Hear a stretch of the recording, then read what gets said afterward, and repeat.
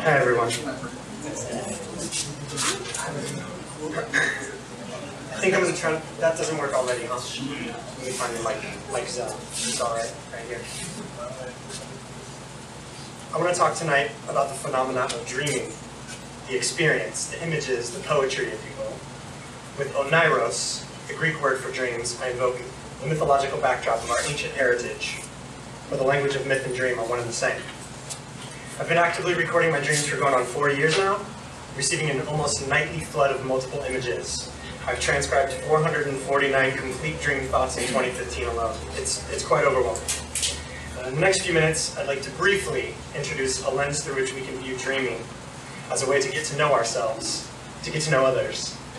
I'll do this by sharing a few of my shitty dreams and the way their insights are shaping my life. So perhaps you've had a friend say to you, "Oh, I had the craziest dream." And then they tell you and they go on and on and on, and eventually you're like, "Yeah, that's pretty weird." And you kind of move on from there, right? Well, consider this. That person is telling you exactly who they are and what concerns their life at the moment. So they might not even know it themselves. For dreams are, in a sense, the magic mirror that never lies. So imagine an iceberg. An iceberg. When someone asks, "Who are you?" and you say, "Oh, I'm so-and-so, nice to meet you," that's the conscious waking you. That's the tip of the iceberg. But we all know about icebergs, right?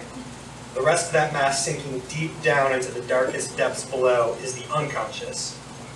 The unconscious is personified in myth as the figure psyche, from the Greek word breath, soul, life. Psyche is an autonomous, living force that propels us through life, determining much of our behavior without us even having a clue. Psyche operates of its own accord, like digestion, or the waves in the ocean. And Psyche speaks to us directly, most clearly in dreams, if we have a mind to listen. Though listening doesn't mean we'll hear, and hearing doesn't mean we'll understand. For Psyche speaks in a very unfamiliar language, the language of poetic imagery.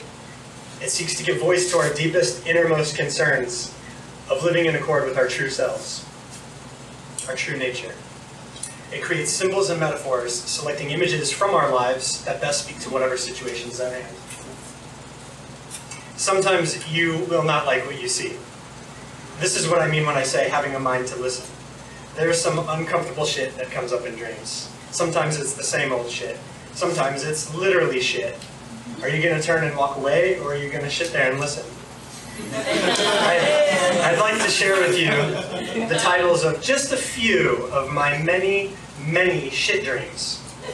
So going back to 2011, on September 25th, hiding behind the door to shit. October 1st, purple-marked rabbit creatures in a rotting, fetid shit pile. October 13th, shirtless fat guy takes a shit, leaves the door open. Jumping ahead to 2014, November 16th, shitting on dad's deck. December 11th, shitting into my boxers. December 16th, shitting and tits at Green Dot Films. Finally this year, March 4th, massive overflowing shit toilet. May 22nd, 2 shit buckets in the bathroom. April 28th, almost shitting in the car. The shit just goes on and on and on. This is a small fraction, okay? So one interpretation of all of this is simply, oh, I probably just have to go to the bathroom, right? And now for the longest time, these dreams brought me terrible anxiety. Some days I'd wake up fearing I'd actually shit myself, or on to Natalie laying next to me. Thankfully, this was never the case. Now, it's easy to take images literally and be done with it. Now, in many of these dreams, I'm desperate for privacy.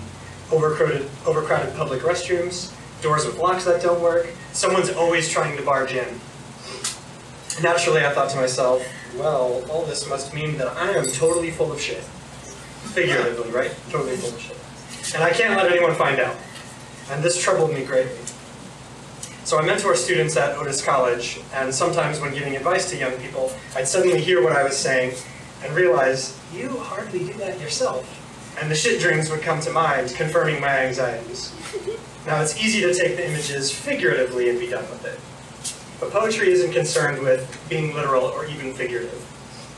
There's a deep legacy in myth, folk tales, and alchemy, the ancient art of alchemy, of shit as a symbol for the creative act.